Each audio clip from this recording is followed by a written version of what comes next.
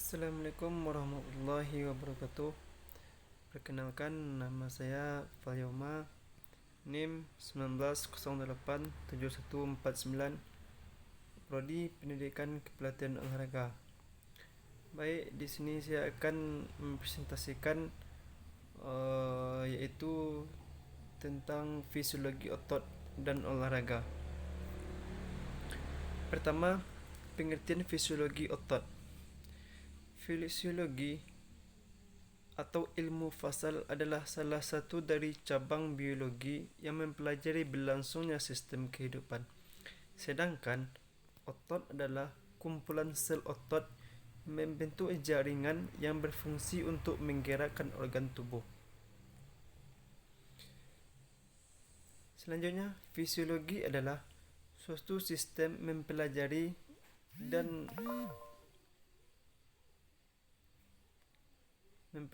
membahas tentang otot, fungsi dan macam-macam otot dalam tubuh manusia.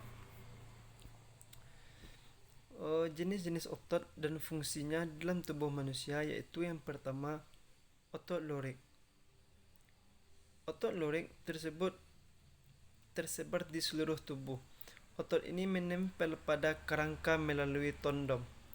Bentuk sel otot lurik berupa serat bergaris melintas seperti pada lurik, seperti gambar di bawah ini. Yang kedua, otot polos. Jenis agar bisa bekerja dengan baik, organ-organ dalam tubuh kita dibantu dengan otot polos. Otot jenis ini memiliki bentuk yang berbeda dari otot lurik. Otot polos tidak memiliki garis-garis dan ada sebuah inti sel di dalam sel. Jadi, fungsi otot polos tidak diketahui oleh manusia, tidak kita sadari. Yang ketiga yaitu otot jantung. Otot jantung seperti namanya yang terletak di dalam jantung manusia. Ini berfungsi untuk memompa jantung dan mengalirkan darah ke seluruh tubuh manusia. Dan otot jantung ini juga tidak dirasakan oleh manusia secara langsung. Selanjutnya kita akan membahas tentang otot rangka yang mana yang berhubungan dengan olahraga. Yang pertama, otot lurik atau otot rangka adalah sejenis otot yang menempel pada rangka tubuh dan digunakan untuk bergerak. Otot ini mempunyai pigmen ligoben dan mendonasi tubuh vertebrata. Otot ini disebut lurik karena pada otot ini tampak daerah gelap dan terang yang berselang-saling. Disebut juga otot rangka karena melekat pada rangka dan juga otot sadar karena bekerja di bawah sadar manusia. Ciri-cirinya adalah berbentuk silindris, memanjang dan berinti sel banyak,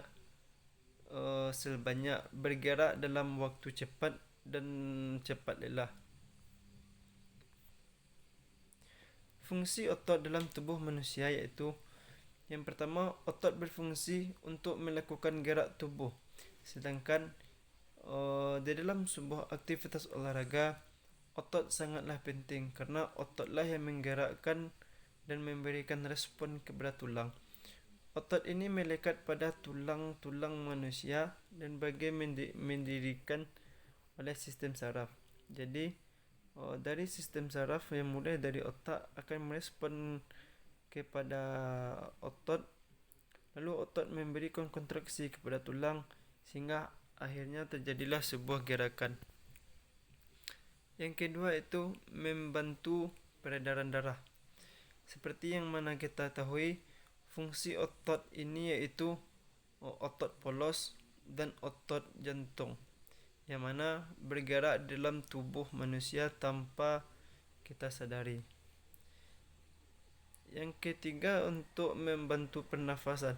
Sistem pernafasan pada manusia juga dikendalikan oleh otot. Selama bernafas, otot yang bekerja adalah otot diafragma. Selanjutnya, membantu proses pencernaan. Otot polos yang berada di sebuah pencernaan akan melemas dan akan menegang pada saat makan yang melewati seluruh pencernaan. Yang terakhir, untuk keseimbangan tubuh. Otot akan bekerja melindungi tulang-tulang manusia dan membuat manusia dapat berdiri secara seimbang. Selanjutnya yaitu kontraksi otot. Kontraksi otot atau gerak pada otot rangka terjadi apabila ada stimulus dari motor neuron. Motor neuron merupakan akson sel saraf yang berhubungan dengan sel otot. Kedua komponen tersebut akan membentuk struktur persambungan yang dinamakan dengan neuromuscular junction. Motor neuron akan meneruskan implode ke sel otot dengan cara mengelurkan sympathetic fixin dari akson terminal ke sistem sel.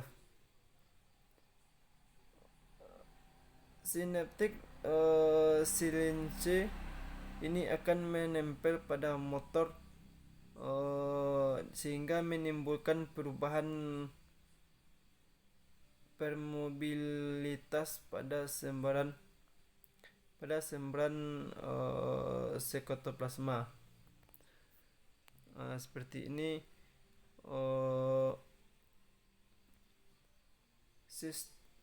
synaptic kinesis, yaitu penempelan tersebut disebut akson terminal.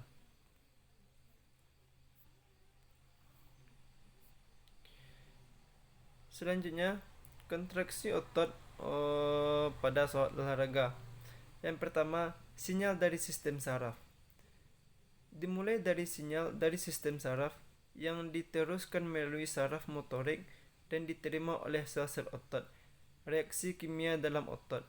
Yang terjadi selanjutnya dalam mekanisme kontraksi otot adalah sinyal dari sistem saraf akan diterima oleh acetylcholine yang kemudian merangsang senyawa aktin dan myosin. Dari kerja senyawa aktif dan myosin ini akan memicu berbagai reaksi kimia, membuat sel otot memendek atau kontraksi otot.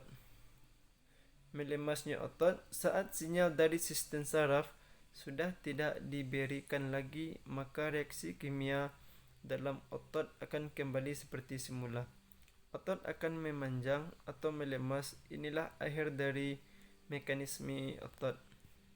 Jadi dalam sebuah pergerakan yang kita lakukan dalam aktivitas gerak manusia diawali dengan sinyal dari sistem saraf yang berasal dari otak.